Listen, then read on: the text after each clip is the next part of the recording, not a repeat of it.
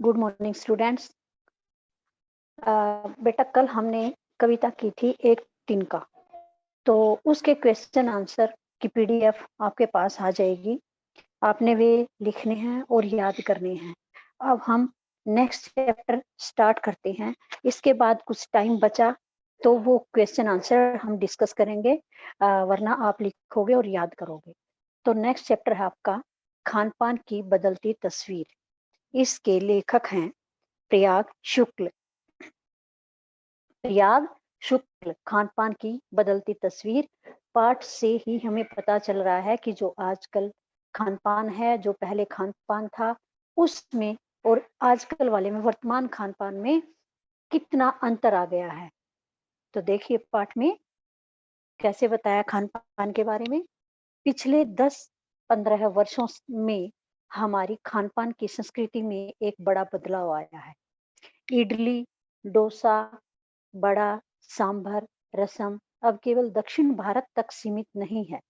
ये उत्तर भारत के भी हर शहर में उपलब्ध हैं और अब तो उत्तर भारत की ढाबा संस्कृति लगभग पूरे देश में फैल चुकी है। क्या बता रहे हैं प्रयाग शुक्ल कि 10-15 वर्षों में ही खान पान की संस्कृति में बहुत बड़ा बदलाव आ गया है।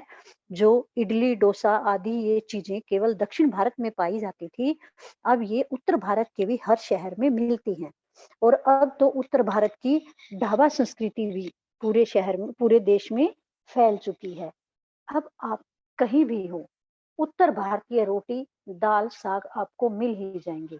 जो उत्तर भारत में रोटी, दाल, साग आदि होता था, तो वो तो हर जगह मिल ही जाएंगे।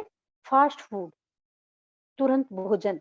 फास्ट फूड का अर्थ है फास्ट यानी तुरंत, फूड भोजन, जल्दी बनने वाला भोजन। फास्ट फूड का चलन भी बड़े शहरों में खूब बड़ा है। पहले ये चीजें जो फास्ट फूड आदि होते थे, ये बड़े बड़े शहरों में होती थी, लेकिन अब सभी जगह आ गई हैं ये। इस फास्ट फूड में बर्गर, नूडल्स जैसी कई चीजें शामिल हैं। फास्ट फूड में क्या क्या होता है? बर्गर, नूडल्स, ये चीजें शामिल होती, इसके अलावा और भी होती हैं। एक जमाने में कुछ ही लोगों तक सीमित चाइनीज नूडल्स अब संभवतः किसी के लिए अजनबी नहीं रहे। पहले जमाने में क्या था, कुछ लोग जो अमीर लोग थे उन्हीं तक ये चीजें सीमित थी, चाइनीज नूडल्स आदि। लेकिन अब क्या है, अब तो आम बात हो गई है, हर कोई इसको खाने लगे हैं। तो यह किसी के लिए भी अब अजनबी बातें नहीं रही है। 2 मिनट्स नूडल्स के पैकेट बंद रूप से तो कम से कम बच्चे, बूढ़े सभी परिचित हो चुके हैं। 2 मिनट्स नूडल्स के पैकेट जो आते हैं उस पर लिखा भी होता है 2 मिनट्स नूडल्स। तो वो जो पैकेट है वे हर कोई जानता है, बच्चे, बूढ़े सभी जानते हैं, सभी इससे परिचित हैं। इसी तरह नमकीन के कई स्थानीय प्रकार अभी तक भले ही मौजूद हों, लेकिन आलू चिप्स के कई विज्ञापित रूप तेजी से घर घर में अपनी जगह बनाते जा रहे हैं। इसी प्रकार से नमकीन चीजों के भी कई प्रकार हैं, वे हर घर में मौजूद हैं। जैसे आलू चिप्स आदि हर जगह पाए जाते हैं। गुजराती ढोकला, गाठिया भी अब देश के कई हिस्सों में स्वाद लेकर खाए जाते हैं। गुजराती जो ढोकला होता है, गाठिया होता है, वे अब देश के कई हिस्सों में पाए जाते हैं। कई जगह लोग इनको खाते हैं। और बंगाली मिठाइयों की केवल रस भरी चर्चा ही नहीं होती, वे कई शहरों में पहले की तुलना में अधिक उपलब्ध हैं। जो बंगाली मिठाइयाँ होती थी, रस भरी मिठाइयाँ होती थी, उनकी चर्चा ही नहीं होती अब, केवल कि केवल उनकी चर्चा ही हो, बल्कि क्या है, वे अब पहले की तुलना में कई शहरों में उपलब्ध हैं। यानी स्थानीय व्यंजनों के साथ ही अब अन्य प्रदेशों के व्यंजन, पकवान भी प्राय हर क्षेत्र में मिलते हैं। स्थानीय जो व्यंजन है, जो हमारे यहाँ खाने बनते हैं, उनके साथ ही अन्य प्रदेशों के व्यंजन, पकवान भी यहाँ हमारे क्षेत्र में अब मिलने लगे हैं। और मध्यम वर्गीय जीवन में भोजन विविधता अपनी जगह बना चुकी है। मध्यम वर्गीय जो हमारा जीवन है, मध्यम वर्गीय हमारा जीवन है, यहाँ पर अनेक प्रकार के भोजन अपनी जगह बना चुके हैं। कुछ चीजें और भी हुई हैं, मसलन अंग्रेजी राज तक जो ब्रेड केवल साहबी ठिकानों तक सीमित थी, वह कस्बों तक पहुंच चुकी है और नाश्ते के रूप में लाखों करोड़ों भारतीय घरों में सेकी और तली जा रही हैं। कुछ चीजें ऐसी हैं, कैसी हैं कि जो अंग्रेजी राज तक ही प्रयोग की जाती थी। जो ब्रेड आदि के होते थे, साहबी ठिकानों तक यानी अमीर लोगों तक ये चीजें होती थी, वे अब हर कस्बे तक पहुंच चुकी है और नाश्ते के रूप में लोग उनका प्रयोग करते हैं। शेक करके घरों में तल करके खाया जाता है। करोड़ों लोग इसका प्रयोग करने लगे हैं। खान पान की इस बदलती हुई संस्कृति से सबसे अधिक प्रभावित नई पीढ़ी हुई है, जो पहले के स्थानीय व्यंजनों के बारे में बहुत कम जानती है, पर नए व्यंजनों के बारे में बहुत कुछ जानती है। जो ये खान पान की परिस्थिति बदली है, इससे नई पीढ़ी अधिक प्रभावित हुई है। जो युवा व्यक्ति हैं, बच्चे हैं, वे अधिक प्रभावित हुए हैं। जो हमारे स्थानीय व्यंजन थे, उनके बारे में उनको बहुत कम जानकारी है। लेकिन जो ये बाहरी फास्ट फूड आदि है, इनके बारे में वे बहुत कुछ जानते हैं। स्थानीय व्यंजन भी तो अब घटकर कुछ ही चीजों तक सीमित रह गए हैं। बम्बई की पाव भाजी और दिल्ली के छोले कुलचों की दुनिया पहले की तुलना में बड़ी जरूर है, पर अन्य स्थानीय व्यंजनों की दुनिया में छोटी हुई है। जो बम्बई की पाव भाजी है और दिल्ली के छोले कुलचे हैं, वो उनकी दुनिया पहले की तुलना में बड़ी हो गई है, पर स्थानीय व्यंजनों की तुलना में तो वे छोटी हैं। जानकार ये भी बताते हैं कि मथुरा के पेड़ों और आगरा के पेठे नमकीन में अब वह बात कहाँ रही। आपने सुना भी होगा कि मथुरा के पेड़े भी बड़े मशहूर हैं और मथुरा के पेड़े और आगरा का पेठा और नमकीन ये बड़े मशहूर हैं। अब लेकिन वो पहले वाली बात उसमें भी नहीं रही, यानी जो चीजें बची भी हुई हैं, उनकी गुणवत्ता में फर्क पड़ा है। फिर मौसम और ऋतुओं के अनुसार फलों, खाद्यान्नों से जो व्यंजन और पकवान बना करते थे, उन्हें बनाने की फुर्सत भी अब कितने लोगों को रह गई है। मौसम और ऋतुओं के अनुसार भी कुछ फल और खाद्यान्न आदि होते थे, व्यंजन होते थे, पकवान बनाए जाते थे। अब उनको बनाने की फुर्सत लोगों को नहीं रही है। अब गृहिणियों या कामकाजी महिलाओं के लिए खरबूजे के बीज सुखाना, छीलना और फिर उनसे व्यंजन तैयार करना सचमुच दुस्साध्य है। जो गृहिणी हैं, आज उनको इतना समय नहीं है कि वे खरबूजे के बीजों को सुखाएं और छीलें, फिर उनसे व्यंजन तैयार करें। यह उनके लिए बहुत ही बड़ी समस्या है। आज के ज़माने में ऐसा वे गृहिणी औरतें या कामकाजी औरतें नहीं कर सकती।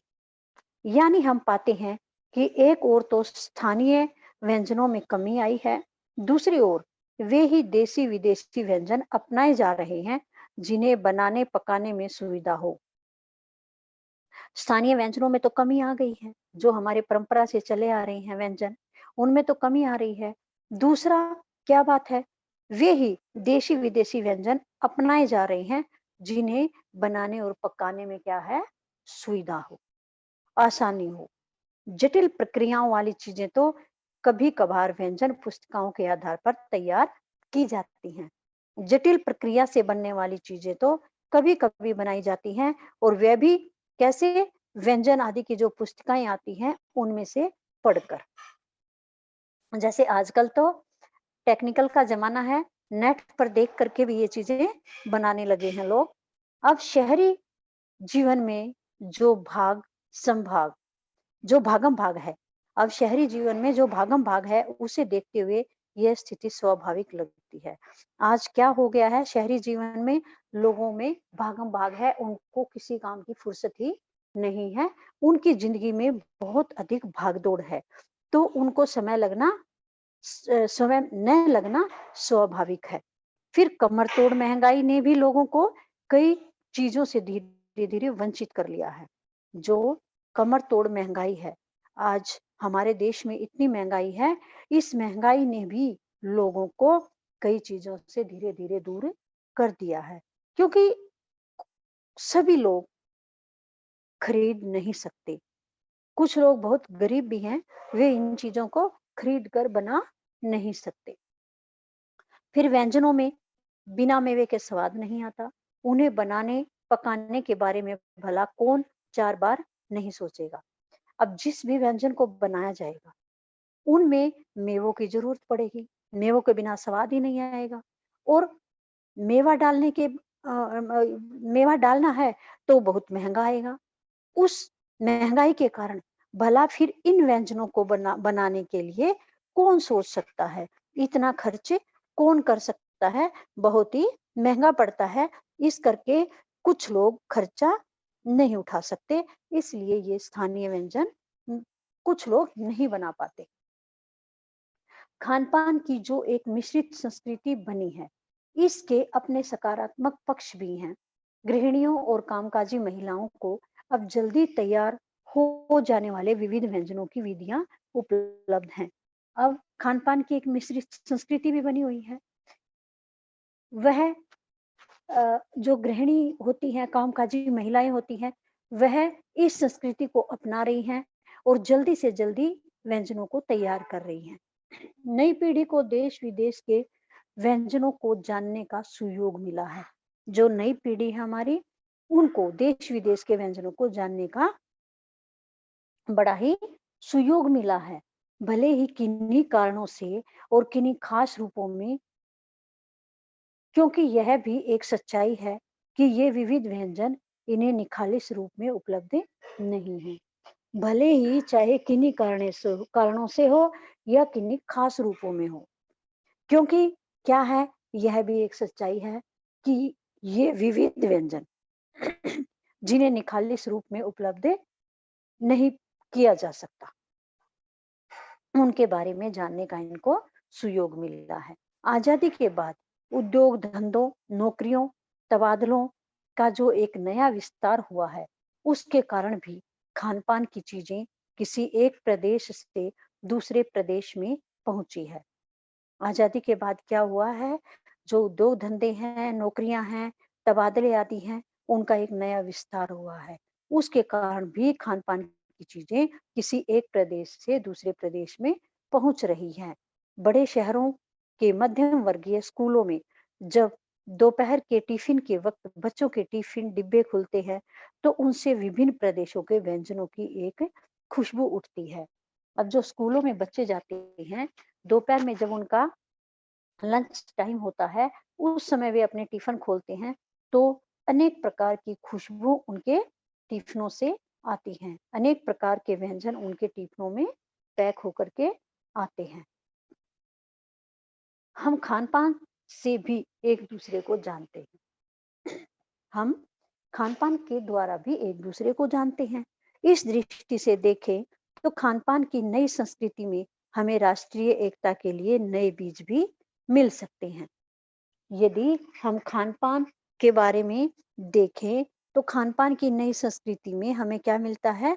राष्ट्रीय एकता के नए बीज भी दिखाई देते हैं।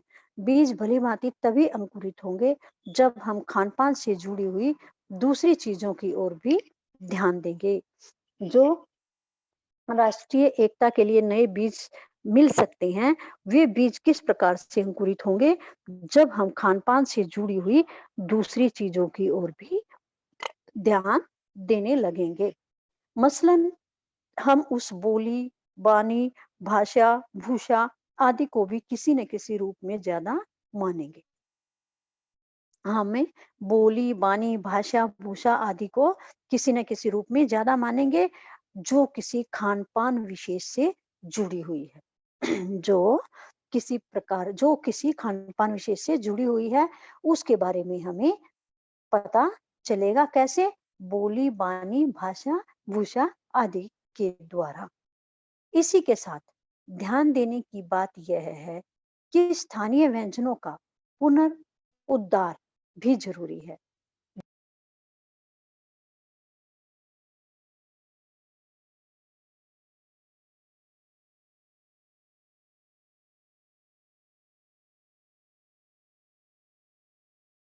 जो स्थानीय व्यंजन हैं, उनका पुनरुद्धार भी ज़रूरी है। पुनः मतलब कि फिर से उनको दोबारा से लाया जाए, वह भी ज़रूरी है। जिन्हें अब एथनिक कहकर पुकारने का चलन बढ़ा है। जो स्थानीय व्यंजन है, जिन्हें क्या कहा जाता है, वो क्या चलन बन गया है? एथनिक कहकर पुकारने का चलन बन गया है। ऐसे स्थानीय व्यंजन केवल 5 सितारा होटलों के प्रचारार्थ नहीं छोड़ दिए जाने चाहिए। ऐसे जो स्थानीय व्यंजन हैं, केवल 5 सितारा होटलों के प्रचारार्थ नहीं छोड़ दिए जाने चाहिए। 5 सितारा होटलों में वे कभी-कभार मिलते रहे, पर घरों बाजारों से वे गायब हो गए। अब जो स्थानीय व्यंजन हैं, वे कहाँ मिलने लगे हैं? 5 सितारा होटलों में, कभी-कभार मिल जाते हैं। लेकिन घरों में और बाज़ारों में तो ये एक तरह से बिल्कुल गायब ही हो गए हैं। तो ये हमारे लिए क्या होगा? एक दुर्भाग्य ही होगा। अच्छी तरह बनाई, पकाई गई पूड़ियाँ, कचौड़ियाँ, जलेबियाँ भी अब बाज़ारों से गायब हो रही हैं। अच्छी तरह से जो पूड़ियाँ, कचौड़ियाँ, जलेबियाँ आदि बनाई जाती थी, वे भी अब बाज़ारों से खत्म होती जा रही हैं।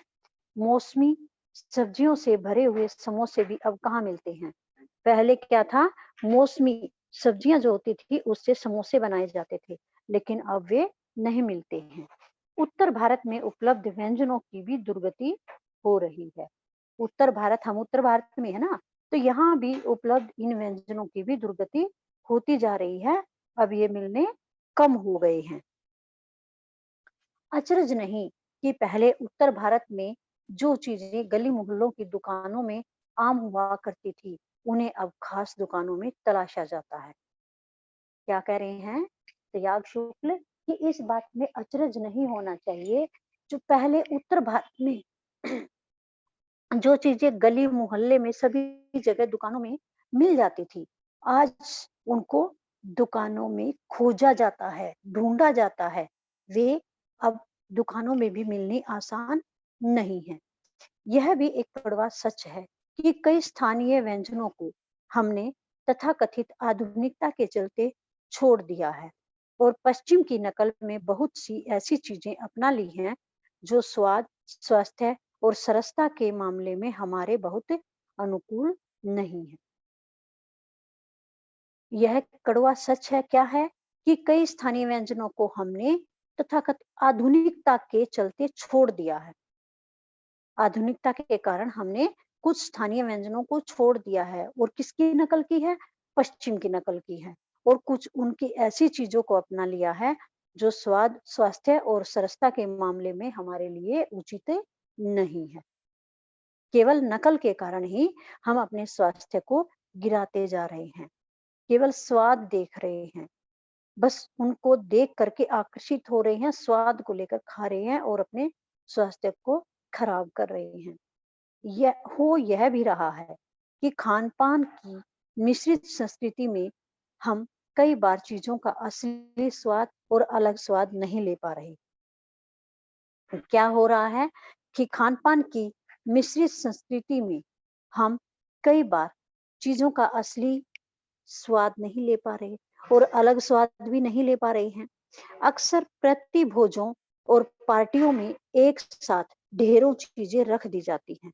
जो प्रतिभोज होते हैं या पार्टी होती हैं, शादियाँ होती हैं, तो उनमें एक साथ बहुत सारे आइटम या ढेरों चीज़ें रख दी जाती हैं और उनका स्वाद गडमड होता रहता है। फिर उनका स्वाद क्या होता है? गडमड हो जाता है, यानी एक चीज़ का स्वाद अलग से नहीं आ पाता। उनका क्या हो जाता है? सारा मिक्स हो जाता है और स्वाद खत्म हो जाता है। खान-पान की मिश्रित या विविध संस्कृति हमें कुछ चीजें चुनने का अवसर देती हैं। खान-पान की जो मिश्रित संस्कृति होती है या विविध संस्कृति होती है, हमें कुछ चीजें चुनने का अवसर देती हैं। हम उसका लाभ प्राय नहीं उठा रहे हैं। हमें कुछ चीजें चुनने का ये मिश्रित खान-पान की मिश्रित और विविध संस्कृति अवसर देती हैं। कुछ चीजें चुनने का हमें अवसर देती हैं, लेकिन हम उनका लाभ नहीं उठा रहे हैं। हम अक्सर एक ही प्लेट में कई तरह के और कई बार तो बिल्कुल विपरीत प्रकृति वाले व्यंजन परोस लेना चाहते हैं। अब हम कहीं शादी में जाते हैं, तो क्या करते हैं, एक प्लेट उठाएँगे, उसी में 2-3 प्रकार की सब्ज़ी डाल लेंगे, उसी में चावल डाल लेंगे, उसी में कई चीज़ें रख लेते हैं। तो क्या हो जाता है, ये सारा स्वाद खराब हो जाता है। बिल्कुल विपरीत प्रकृति वाले व्यंजन परोस लिए जाते हैं। तो ये क्या करते हैं, स्वाद को खराब करते हैं। इसलिए खान-पान की जो मिश्रित विविध संस्कृति बनी है और लग यही रहा है कि यही और अधिक विकसित होने वाली है, उसे तरह-तरह से जाँचते रहना ज़रूरी है। क्या है, खान-पान की जो मिश्रित विविध संस्कृति बनी हुई है और उससे यही लग रहा है कि यही और अधिक विकसित होने वाली है और उसे तरह-तरह से जाँचते रहना भी ज़रूरी है। जाँचते रहना चाहिए। हमें अपने स्थानीय खान-पान को नहीं भूलना चाहिए, दूसरी विदेशी चीज़ों के पीछे नहीं भागना चाहिए। अपना जो स्थानीय व्यंजन है, उनके द्वारा क्या था, शरीर में ताकत भी आती थी। व्यक्ति हष्ट-पुष्ट होता था। जो ये दिखावा है, बाहर की चीज़ें हैं ये, फ़ास्ट फ़ूड हैं, इनसे कोई ताकत नहीं आती है। बल्कि शरीर क्या होता है, इन ऐसी चीज़ों से कई बार शरीर फुलावट पर चला जाता है। वैसे कई मोटे होते जाते हैं, लेकिन उनमें ताकत नहीं होती है। अब आपको जो वीडियो भेजी जाएगी पिछली कविता की, वे क्वेश्चन आंसर लिखने हैं और लर्न करने हैं और इसके अभ्यास प्रश्न आपको बनाने हैं। तो अब हम जो कल कविता हुई थी उसके क्वेश्चन डिस्कस करते हैं। टाइम बच गया जितना भी, देखते हैं इसमें डिस्कस हो जाएंगे, वो कर लेते हैं। तो चलिए,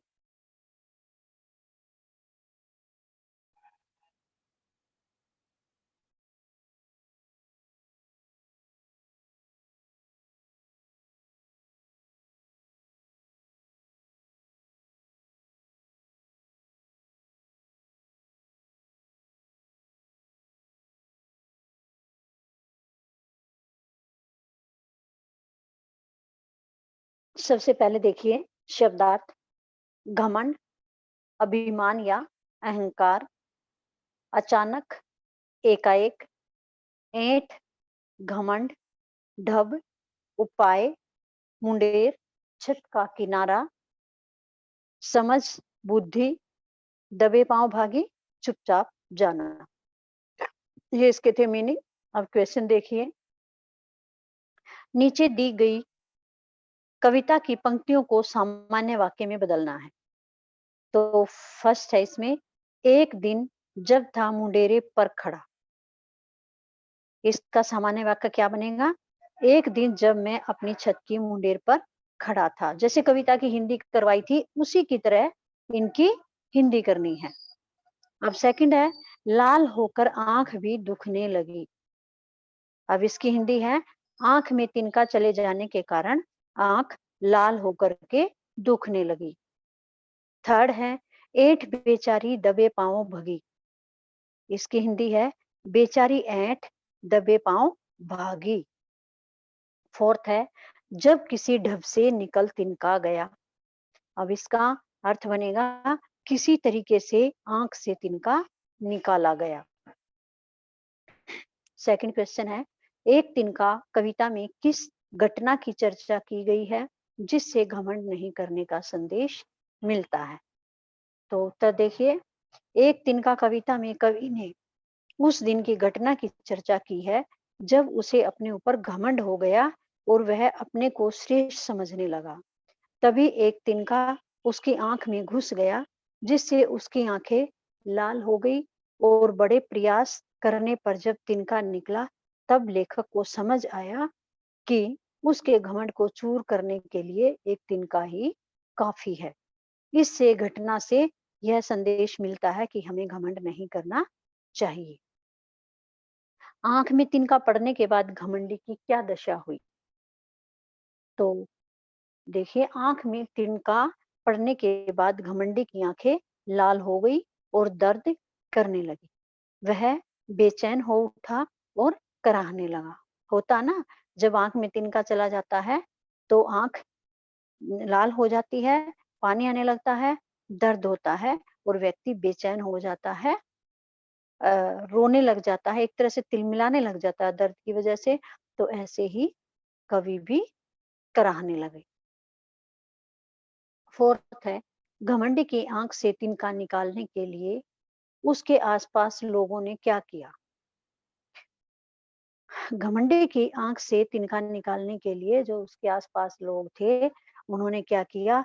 कपड़े की मूठ बनाई और उसकी आँख पर लगाकर उसको सेंक करके तिनका निकालने का प्रयास किया। जब लेखक को कराहते हुए देखा, तिलमिलाते हुए देखा, तो पास से लोग इकट्ठा हुए और कपड़े की मूठ बनाकर उसको आँख पर रख करके सेंक करके तिनका निकालने का प्रयास किया गया। 5th क्वेश्चन है, एक तिनका कविता में घमंडी को उसकी समझ ने चेतावनी दी। इसमें नीचे पंक्तियाँ दे रखी हैं, "ऐंठ था तू किस लिए इतना रहा, एक तिनका है बहुत तेरे लिए।" इसी प्रकार की चेतावनी कवि ने भी दी है। "तिनका कबहू न नी दिए, पाँव तले जो होए, कबहू उड़ी आँखिन परे, पीर घनेरी होए।"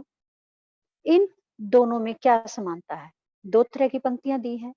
एक तो है, "ऐंठता तू किस लिए इतना रहा, एक तिनका है बहुत तेरे लिए।" एक तो ये है।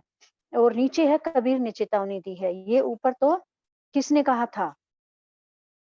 अयोध्या सिंह उपाध्याय हरियोध ने, और कबीर ने कहा है, "तिनका कबहू नींदिए, पाँव तले जो होए, कबहू उड़ी आँखन पे, पीर घनेरी होए।" आपके पहले कबीरदास के दोहों में आया था, आपने पढ़ा भी था। तो इन दोनों में क्या समानता है और क्या अंतर है? आप ये बताइए। तो देखिए आंसर, तिनके का प्रयोग दोनों काव्यांश में उदाहरण देने के लिए किया गया है। यह तो समानता है। तिनके का प्रयोग दोनों में किया गया है। ये उदाहरण देकर हम जैसे लोगों को समझाने के लिए दिया गया इसमें उदाहरण में दिया गया है। तो ये तो उदाहरण के द्वारा दोनों में तिनके का उदाहरण देकर हम लोगों को बता रहे हैं, तो यह दोनों में समानता है। और पहले काव्यांश में कवि हरिओध जी ने हमें घमंड न करने की सीख दी है। जो हरिओध जी ने अपनी कविता में ये पंक्तियाँ लिखी हैं, तो इसमें तो उन्होंने घमंड न करने की सीख दी है। और दूसरे काव्यांश में जो कबीरदास जी ने कहा है, नीचे वाली पंक्तियों में, उसमें क्या है? कबीर जी ने हमें किसी को भी तुच्छ न समझने की सीख दी है। यानी कि किसी को भी छोटा न समझे। किसी को छोटा समझ करके पैरों से रौंदना उचित नहीं है। जब वही छोटा एक दिन खड़ा हो जाएगा, तो तुम्हें रुला देगा। इसी प्रकार से जैसे तिनका आँख में चला गया तो रुला देगा। कोई छोटा व्यक्ति है, उसको परेशान करोगे तो एक दिन वो भी उठ खड़ा हुआ तो वह भी तुम्हें परेशान कर देगा। यह दोनों बातों में अंतर बताया गया है। दोनों में तिनकों के उदाहरण द्वारा हमें ये बात बताई गई है, तो वह तो दोनों में समानता है। और दोनों के द्वारा ये अलग-अलग बताया गया है। हरिओध ने तो घमंड न करने के लिए कहा है और कबीर ने हमें किसी को भी तुच्छ न समझने के लिए कहा है। तो यह इन दोनों में अंतर है। डिस्कस भी हो गए हमारे क्वेश्चन। अब मैं आपसे जो क्वेश्चन डिस्कस हुए हैं, एक बार थोड़ा सा टाइम बचा हुआ है, तो आपसे यही क्वेश्चन सुनने की कोशिश करूँगी, जिसका भी नाम बोला जाएगा वही आंसर देगा।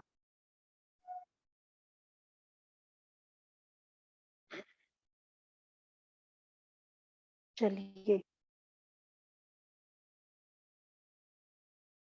राजन सर, हेलो, राजन सर।